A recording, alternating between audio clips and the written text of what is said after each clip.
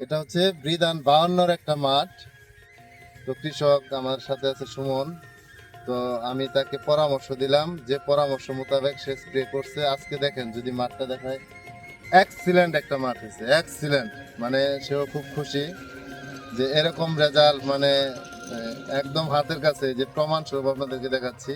তো আমি তাকে যে ট্রিটমেন্টটা দিয়েছিলাম, এটা সুমনের মুখে একটু শুনি যে এখানে কি কি স্প্রে করছেন।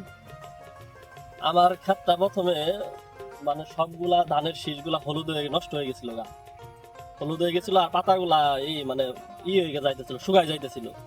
পরে আমাদের কৃষি সহকারী কর্মকর্তা জাহিদ ভাই পরামর্শ দিল জিঙ্ক, পটাশ আর থিওবিট এই তিনটা মিশে একত্রে মাইরে দেওয়ার জন্য। এটা মাইরে দেওয়ার পরে যে এখন ফলাফল দেখতে পাচ্ছেন যে পুরা শীষ সহ ধানের ইগুলা সবুজ হয়ে গেছে।